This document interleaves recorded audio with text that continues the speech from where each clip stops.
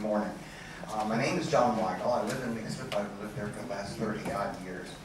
And in another life and in another place, I was a journalist and an editor. So it's in my nature to ask questions. I got involved in this issue of microwave radiation when they decided to build a new Garda station facing my home in Leeson. And they erected a 31-meter mast that carried the Tetra signal. So 5 years ago, I was like everyone else in this room. I didn't know what Tetra was, I didn't know what microwaves were, and all I knew is that I'd get a nice hot dinner very quickly by using the microwave in the kitchen. My investigation has led me down a very long, twisted path, including threats of litigation by scientists, intimidation, and what is called now active denial. What is happening with the issue of microwave radiation is that there's a division that's been intentionally created to confuse people and to put us off the scent. I've called this my PowerPoint the greatest lie ever told, the biggest lie ever told, because it is. Each one of us sitting in here are being irradiated as I speak. I have this monitor here, and just before I came up, Aiden and Dara rang their phones, and I turned on the monitor here. Now this is just a very inexpensive monitor, and we're not getting much at the moment. But if you turn on the phone, it will pick up the call. Now, okay,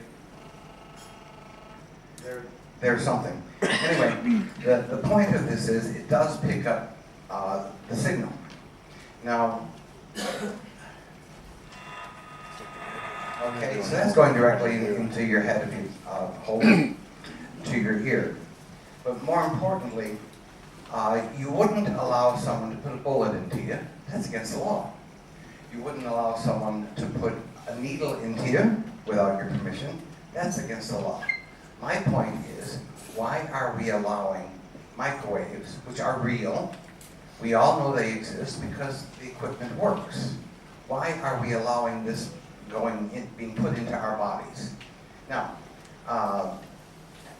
what we're going to be getting are smart meters. This is from the Irish Water Meters website. It's official. 1.2 million water meters will be installed over the next 3 years. Now, as James Manny's explained to me, that they're using your own electrical supply to power these things. Not only that, a woman rang me from Kilkenny the other day, and she rang them and said she didn't like the idea that they were using microwaves for their meters. And the woman on the other end said to her, "Oh, we're not using microwaves, we're using frequencies." Hello, you know, there's a marked similarity between them. So, next we're going to be getting, next year, smart meters for electricity. Now these are particularly egregious and dangerous because they give off the equivalent of up to 24,000 cell phone calls a day from the side of your house. Okay? They operate on a mesh system. They intercommunicate between each other. So not only are you getting the signal into your house, it's creating electric smog throughout your whole community. It's so bad in the suburbs of Ontario where they can actually see clouds of electromagnetic smog wafting through the streets. Now, we're electromagnetic beings. The Tetra signal that the guards use is the same frequency as the human brain, which brings up all other different kinds of issues. But it's the children that are most at risk of this because the radiation from all of this electronic gadgetry penetrates up to 75% of the way into the child's skull. For instance, I was at a local school and with a physicist with an advanced monitor, and the reading was 4,500 microwatts per square meter. You don't need to know what microwatts per square meter is. Inside, that's outside the school. Inside the classroom, the children were getting 17,000 microwatts per square meter, and the ambient radiation outside my house was 100 microwatts per square meter, and I bought some wallpaper imported from Germany, and the reading in my house was 1 microwatt per square meter. So those children are being irradiated on a daily basis. The physicist who was taking the readings welled up. He said, these children are being cooked. They don't even know it, okay? So that's a school that has a mast facing it on the side of a pub. What we're doing now is we're putting these things on the side of our homes. And the industry says they're safe. They're not safe. James, could I move on to the next? And the next. Okay. So what they're doing is they're playing with words. Big business has turned the truth on its head. And instead of proving that all of this is safe, radio, non-ionizing microwave radiation is safe, they're making any of us who are criticizing them say, prove it's not safe. Sorry, this has been going on for the last nearly 100 years since Nikola Tesla. I don't know if you know much about him, but he was a genius, and he gave us modern electricity, okay? So J.P. Morgan bought a lot of his patents, and now J.P. Morgan and Goldman Sachs are rolling out the Tetra signal with Motorola in Ireland. They sat on the information for 100 years until the technology existed for them to make money off it. They don't care about human health. And there's ample, if you look up J.P. Morgan and some of the things that company, that man and that company has been into, you'll understand the ethos there. So, they bought Tesla's technology, and now we have the Tetra signal being used by the Gardaí. Okay? Just to give you an idea, all life forms, and indeed the universe is based on spectrum. Up here we have ionizing spectrum. That's the radiation that we're all familiar with the atomic bomb. This is the radiation that we know kills people. Then we get into the visible spectrum. That's the colors and everything that we can see around us. And human beings are way down here, down at the extreme low end of the spectrum. So what we're talking about is ELFs, extremely low frequencies. And this is microwave technology, what they say, what the Irish water would call frequencies. This has become militarized, so that the U.S. government, and in particular the Navy, but the U.S. military has decided some time ago that they wanted to have what they call full spectrum dominance. They want to control everything based on physics. That's us included, because we're down here at the bottom of the spectrum. They want to control all of this to make sure that there are no enemies to the system. So the full spectrum dominance, it's a concept where joint military structure achieves control over all elements of the battle space, using land, air, maritime space, and even cyber-based assets, okay? It includes the physical world, air, and the surface. So the Tetra signal, for instance, travels over the surface of the ground. So we could be getting it here from the Garda station in Roscommon, including information space. The control implies the freedom of opposition force assets to exploit the battle space, which is the world. It's wholly constrained, it's contained, it's controlled. So they're using this principle of physics to control the world. Now I have a handout. It explains how even the physical environment is affected. So that when they shoot these rays through buildings, for instance, it weakens the structure at the cellular level. So mortar, bricks and mortar, even those, the individual cells of solid matter oscillate. And over time, then it deteriorates to the point of failure. James, can I have the next one? So what about us is the point.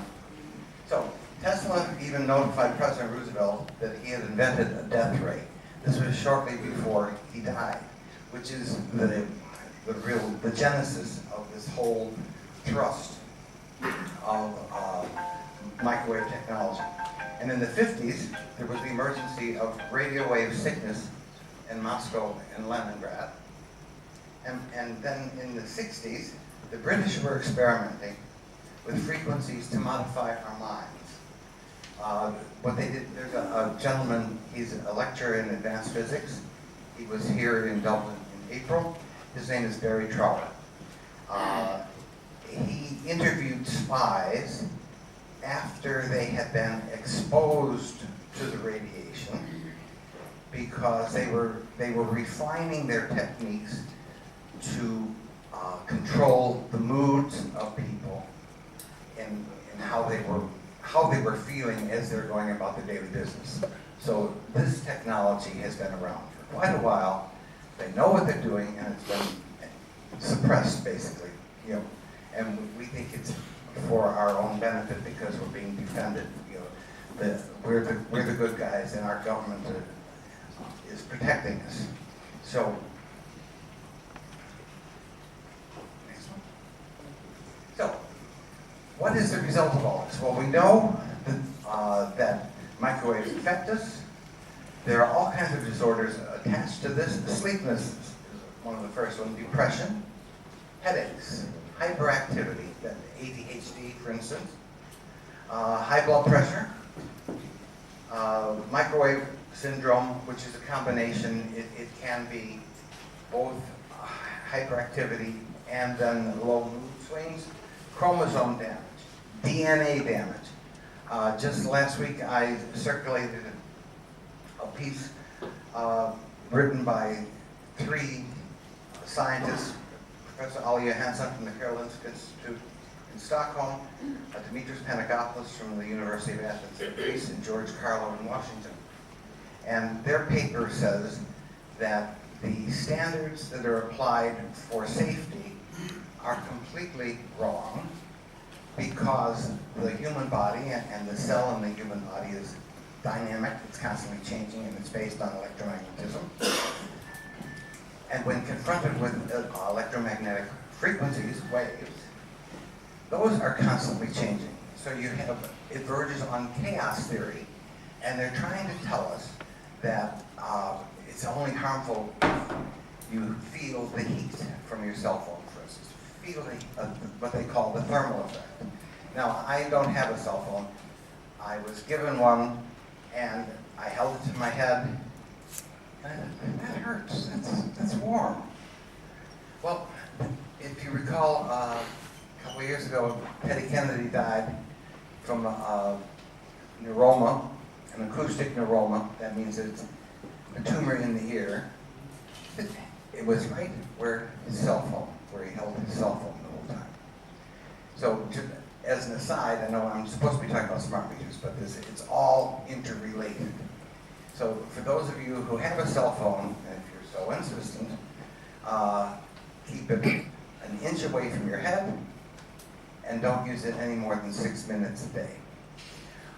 And just as a cautionary tale, last week it was on the news where a young Chinese woman was playing a game on her cell phone. I don't know if you heard about this, but she was laying on her stomach for 4 hours playing the game on her cell phone, and her breast implants exploded. So we take it for what it is. Autism is one. Now this is one, and this brings up a major point. Where else in the world do they have SNAs? I don't know of any. Ireland is an incubation center for this kind of technology. So to assign SNAs to children who have autism is a way to quiet opposition and for people to stop asking questions. Why does my child have autism? Okay.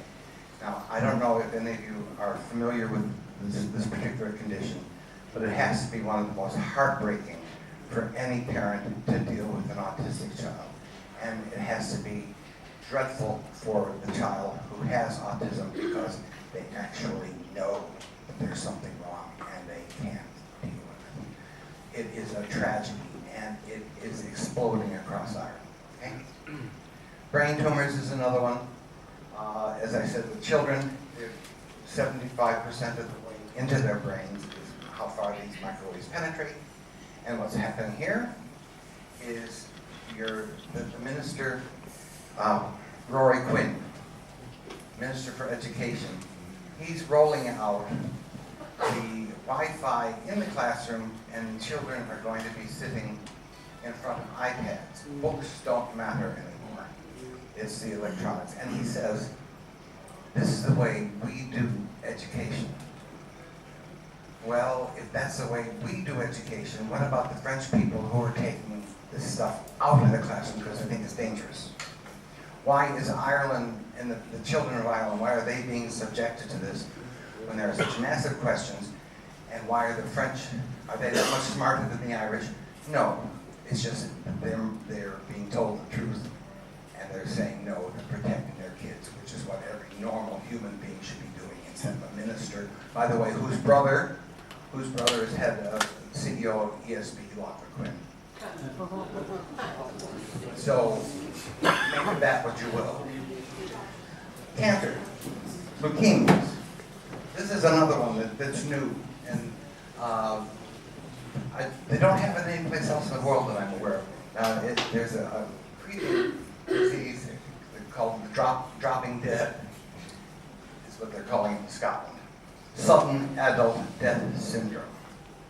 Okay, now, to give you just a small idea of how this affects us.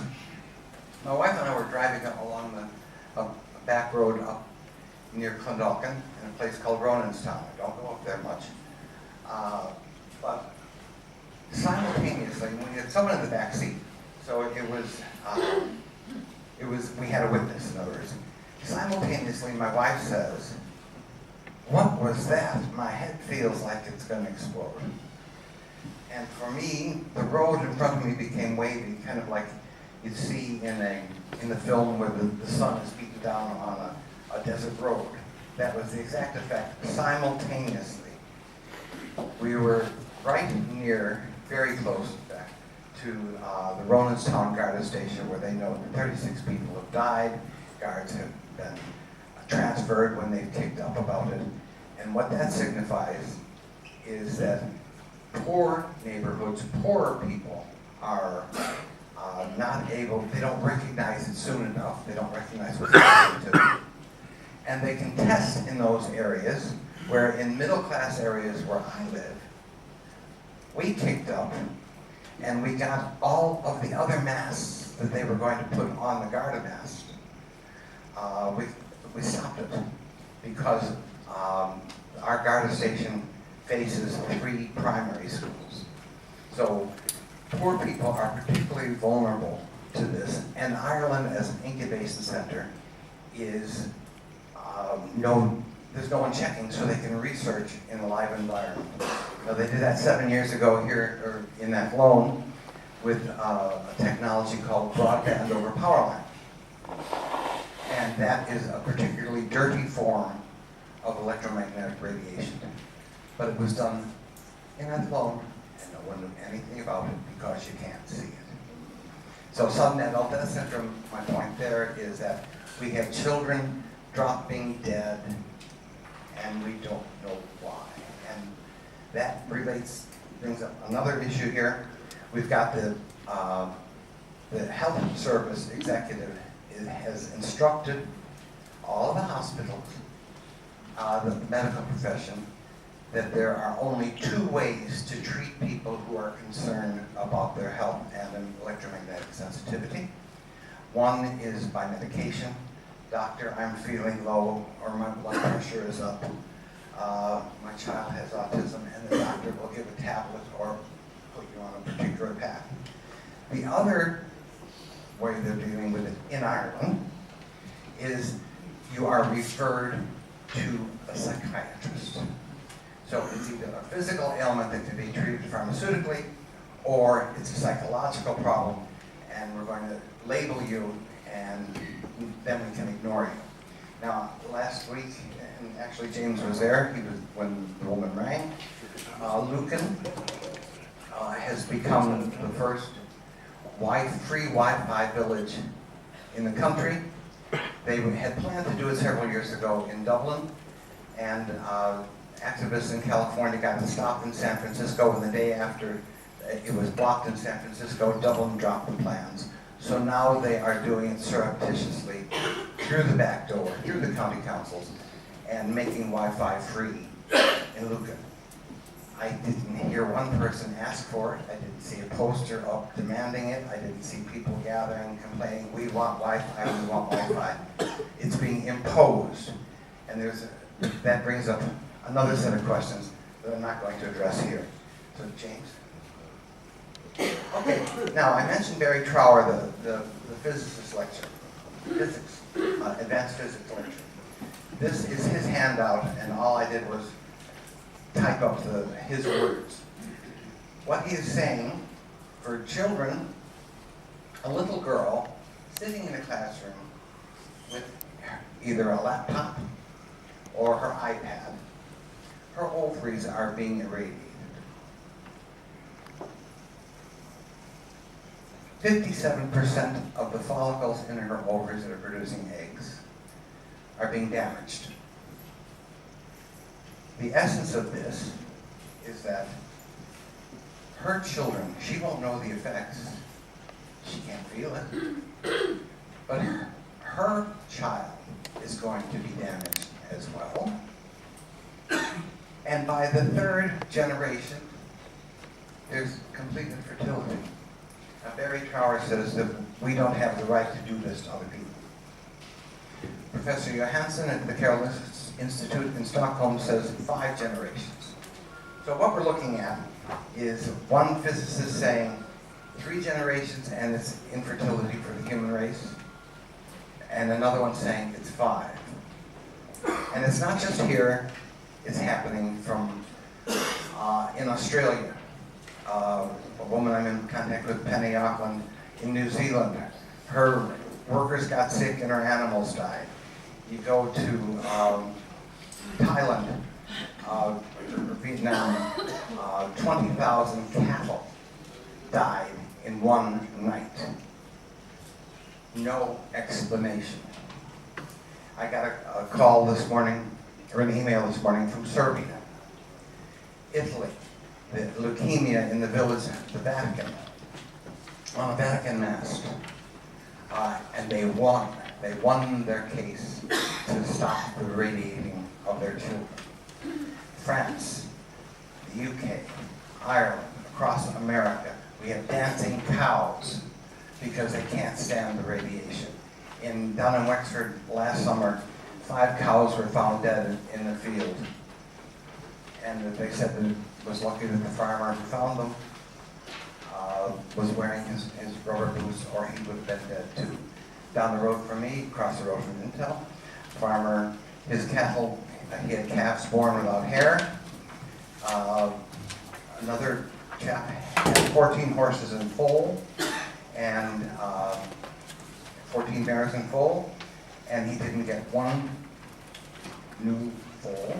He went over to his field one morning, this is behind Intel, and there were 4 dead foals in the field. 4, all at once. So, and he said that has never happened to him. These farmers, by the way, don't want to talk about it. because they don't want to be labeled as bad farmers. There's John Ryan down in Tipperary. He got a mast removed from his land because he had to sleep in his truck. He was getting nosebleeds. You may have seen the article about him. His grandson nosebleeds the whole time. And it took him 5 years to get the mast off his land. Desmond Guinness, on the other hand, it took him over a year, but because he recognized the dangers, he had the mast removed from his land. So this is all the technology, all that's happening. In Rafi, now this is an apocryphal. This is one that I've yet to nail down completely. So bear with me on this one, give me a bit of scope. But the word on the ground with this one is that at Rafi near Tara, there were, a mast went up, and the farmers didn't like the idea of it, so they took it down one night. And the company went and put another one up, and the farmers weren't going to be beaten, and so they went and took that one down. The company put a third one up, and the farmers pulled that one down as well. And then the company gave up, supposedly. So that's the story that I've been told, and I'm just relaying it. And when I get verification of it, I'll let you know. So watch this space. But the point of this is that in 3 generations, children will be infertile. And in the meantime, the children of this girl could be autistic. Other ADHD, psychological disorders, and on until the human race is nearly extinct, and it's around. James? Okay, and it's not as if they didn't know it, by the way. This goes back, this is from 1973 in Warsaw. Now, there's a whole history attached to the suppression of this, and I don't want to go into and bore you with it, but it is fascinating. But the ones who are the most vulnerable to electromagnetic radiation and frequencies are the pregnant, children, the elderly, people who are already ill, and hypersensitive populations. The lady from Lucan who rang, and it's tragic, she's lost all her friends, she doesn't know who to talk to, she can't think straight, she's in pain, discomfort, headaches, has to go to bed, and people, if you met her, you say, oh, she's a looper. Wrong. There are people around this country at the moment who are suffering outrageous pain and injury as a result of this. There's a couple, Holly Moore and her husband up in north of Dublin. They've been knocked to their feet when they walk from their house to their car from the mast that's on the hill facing their house. Just because you can't see it doesn't mean it can't affect you. So there's no standards for extremely low frequency fields in Ireland except these ICNIR. That's the International Commission for Non-Ionizing Research. And the paper that I wrote this past week referred to the 3 scientists who say that those standards are absolutely ridiculous. In fact, you may have heard last year how the World Health Organization, the IARC, the International Cancer Agency, ruled that electromagnetic radiation is a possible class 2B carcinogen, ranking it with asbestos. Now, one of the doctors who stood against that, Annie Sasko, she disagreed completely, and for that, she was ostracized from her job. Her students were taken from her at the University of Bordeaux in France. But there's no structure now for deciding action or discipline in Ireland for exceeding the ICNIR standards. It's a free-for-all. You can do what you want, and since nobody can see and nobody's looking, you can experiment away, and there's no one to say anything, and there's no one to give any evidence.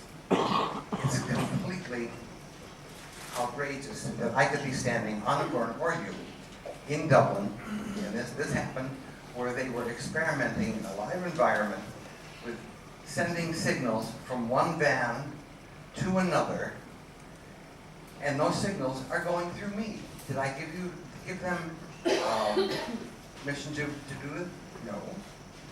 I wouldn't even know. But 6 months later, when I got cancer, who am I to blame? Well, it's my lifestyle, it's my diet, it's the fluoride, it's this, it's that. And besides, if you don't believe what we're telling you as doctors, we're going to send you to the psychiatrist.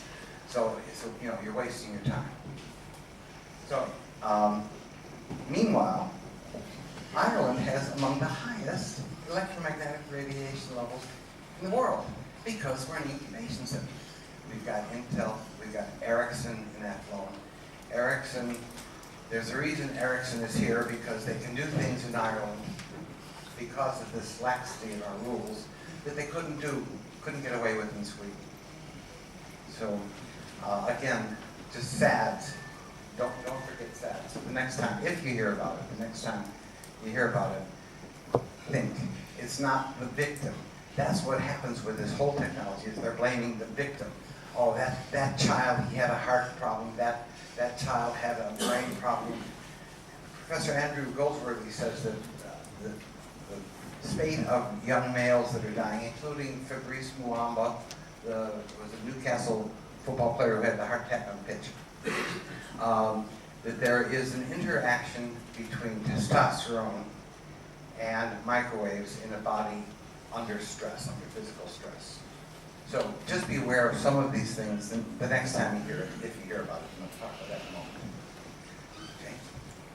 Okay. My point here is that people, as we're here, people are dying. 2 years ago, or 3 now, reporter Anya Keneally on RTE, and it's only run once, 1 in 2 people are expected to get some form of cancer in this country by 2025. It's only 10, 12 years from now. Half the population of Ireland is going to have some form of cancer. This is from the Royal College of Physicians in Ireland, and she was interviewing them and commenting on the report. Okay, now, in parallel with that, the Daily Mail says that there's a 30% increase in healthcare costs. So we've got more people getting sick, more people having to pay more money, and if they don't have the money, they have to rely on the national health. Okay, now what happens there? The government's got to cut its health budget because of austerity. It's a common sense conclusion that people in large numbers, particularly children, are going to die. Why? Because companies want money from their microwave-based technology. This couldn't be more profound. The Romans, everybody used to be afraid of the Romans because the Romans practiced decimation. They'd stand everybody up in a row and they'd kill every 10th person. Decimation. What we're talking about is a plague unlike anything that we've seen before. And that's why I'm calling this the biggest lie, because it is a lie. And what's coming down the road, and they know it's coming, and they're not telling anybody. Half the population of Ireland is going to have cancer. Okay, so why don't we know about this? Okay, well obviously, J.P. Morgan kept it under wraps. Any scientist who opens his mouth about this is being persecuted. They tried to get Ollie Johansson out of the Karolinska Institute because, of course, Ericsson sponsored all the Nobel Prizes, and of course, Ericsson would support Al Gore and his global warming, or Barack Obama for all of his peace efforts. In Ireland, the government has earned €450 million through its test and trial program. It's testing in a live environment in violation of the Nuremberg Code. This is the code that was established after World War II to make sure that people like Mengele didn't experiment on live children. And yet, we're doing it now, we're doing it here. Now, this is one that is relevant. Dennis O'Brien, as we all know, he magically became a billionaire through all of this microwave technology. He owns most of the news outlets in Ireland. either by proxy or outright ownership. He has the Irish Independent. And if you want to submit news to any of the provincial papers, most of them you have to go through the Independent because they're interconnected now in the interest. Dennis O'Brien also backed 4 of the 7 candidates for the presidency of Ireland, including Michael D. So he owns the Independent. He has members on the board of the Irish Times. He is a major supporter of the Irish Cancer Society, an NGO. And he also is a supporter of Amnesty International. You have no place to place a complaint, and you have no one to support you if you have questions. So, and then we have this circumstance around the area up in Rolandstown. Mary Harney was the Minister for Enterprise and then Health, and she actually blocked investigations, medical studies of the events around Rolandstown Garda Station. Pat Rabbit by name and nature, has continued in her footsteps. He's the TD for the area, and he will not investigate this. In fact, he's the one that's promoting the test and trial program, which is in violation of absolutely everything. It's circular, and it's a closed shop. So, now we get with the farming community. This is an ad that's appearing in the Farmer's Journal. A substantial cash investment in your pocket to farmers. What they want to do is the farmers who have masts on their land, they're offering them a substantial sum to buy out the rental income that they're getting from their masts. So what they're doing is they're establishing a privately owned network of their own masts for a one-time payment. Now, in this time of austerity, everybody needs money. Prices are going through the roof. So this is a very attractive investment for a farmer. What's he got? 10 feet by 10 feet patch of land to put the mast on, and he can get 50, 75 grand. Not a bad idea, because the farmer doesn't know that he is irradiating himself and his family and his animals. So this raises all kinds of questions about the interests of the IFA and how they represent their members. Okay, so that's shared access. Shared access was started with seed money from J.P. Morgan and Goldman Sachs. But their original purpose was to lease the masts from the government on government buildings and Garda stations and the like, and then sublet that space to other operators. Now we have a new player has come on board in just the last couple of weeks, called Black Dot Property Consultants. What they're doing is they've got a fund of 20 million euro, and they are paying more per farm than shared access. So why are these companies, one overstepping the other one in little old Ireland, to invest all of this money if there wasn't some payoff and a big payoff of that? So we have the Farmers Association is not protecting the farmers, and we have corporate enterprise rolling the whole country over without anybody questioning it. James? Okay, this is Professor Ollie Johansson. We became friends when I was doing my original investigation about my master in Lixo, and I brought him over for a community meeting, much like this, where he told us the dangers of all of this. But this is what he said just this week.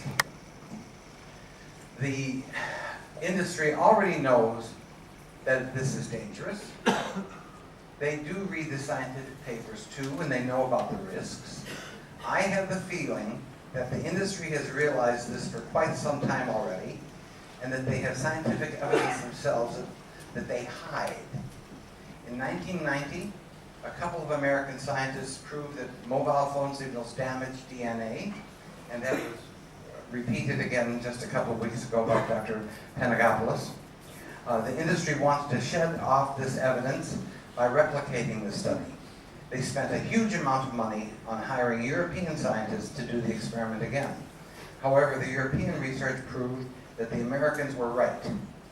Then the industry tried to stop the study from being published, but it was unsuccessful in its attempt. What Professor Johansson is saying is that they tried to hide it, they tried to lie, because a lot of these studies, the scientists tend to report what whoever is paying for the study wants them to report.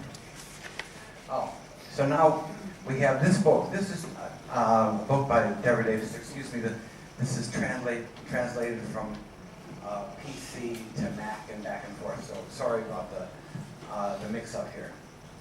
But we know now that microwaves are a primary force of nature, the whole spectrum, and we can't see atoms, but we know that they exist. And this invisibility allows tremendous scope for activity, leading to what Dr. Davis calls a disconnect. We can't see it, therefore we can't prove it. However, what she says in her book, now you can't get this book here, I had to get mine in New York. She says, I feel like I'm watching an epidemic in slow motion. And her book isn't available here. So, why are smart meters so harmful? Okay, the question, first of all, has to be, why do we need them at all? Anybody here ask for one? No. So, this is being industry driven. You don't fix something if it's not broken. Why is industry driving this? So that has to be looked at seriously. Smart meters measure, monitor, and communicate private electricity, water, and gas usage to utility providers. And they must be replaced every 20 years. An important aspect of this, and you'll see, was it Sean Gallagher, candidate for presidency? He was developing smart homes in Kilkenny, smart home technology. What that means, it sounds real nice and clever and really trendy and modern and all of that, but what that means is that they can keep track of every piece of electrical equipment in your house, from your electric blanket to your television to your microwave. What kind of computer you have, what kind of television you've got, what kind of washing machine and dishwasher, and when you use it. These things can all be turned off by remote control, if necessary, wirelessly. What they get from that is a profile of how you live your life, and if private enterprise now, not government, if private enterprise decides that everyone's using their dishwashers too often, we're only going to allow you, because we don't have the power, we're only going to allow you to use your dishwasher on Monday, Wednesday, and Friday. This is the kind of micro control over our lives that these smart meters can engender. Okay? So, then fine. Okay, can we go back a minute? So they're measuring everything, and not only that, regular meters last 100 years. Smart meters only last 20 to 30, so we're going to have to pay more. They emit the equivalent of thousands of cell phone calls every day from and into your home. And they operate on this mesh grid system that creates electromagnetic pollution. So it'll be everywhere. And the bigger the conurbation, the larger, like Dublin for instance, it will be very difficult to get around during peak times of the day. Now, I'm on the way towards becoming electromagnetically sensitive, so I can testify that there are times when I don't go into Dublin.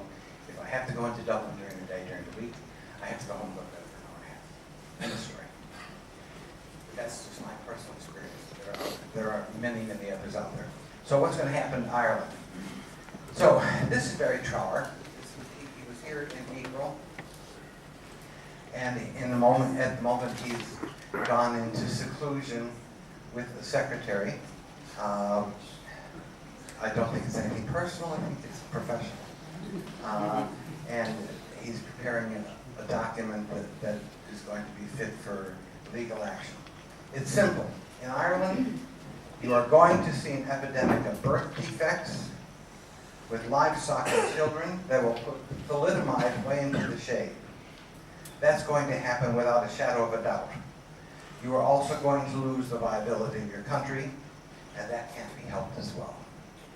Because these multinational global communications companies, they're the equivalent of a coal mine. They're extraction industries. They're not taxed. The money is taken from your wallet when you pay for your phone calls, and it goes elsewhere. By the way, Dennis O'Brien is a tax exile as well. And as is Tony O'Reilly, our new oil baron. So, my advice, my request is that you not accept smart meters for the reasons that I've just talked about. But this is an important principle, and we all forget it. Individuals have international duties which transcend the national obligations of disobedience. I wrote to the Attorney General of Ireland and asked, as a citizen, if I think something is hurting me, do I have to obey a directive? This isn't a vote. This is a directive from a civil servant. Now they're threatening us with fines of €5,000 if we don't accept the smart meter. But if I think it's hurting me and damaging me, I don't think I should have to accept it. However, so here we have individuals having international duties which transcend the national obligations of obedience. Therefore, individual citizens have the duty to violate domestic laws, have the duty, and this pertains to absolutely every topic that we're talking about here today. Individual citizens have the duty to violate domestic laws to prevent crimes against peace and humanity from occurring. That is from the Nuremberg Code, okay? So consequently, I believe that Ireland fought for 800 years for its independence and its sovereignty. And I believe that they're giving it away. And not only are they giving it away, they're hurting us in the process. So I ask you to really take a close look at this whole issue of electromagnetics, the issue of Wi-Fi in the classroom, and the issue of smart meters, because it's going to affect you very, very soon. So thank you very much.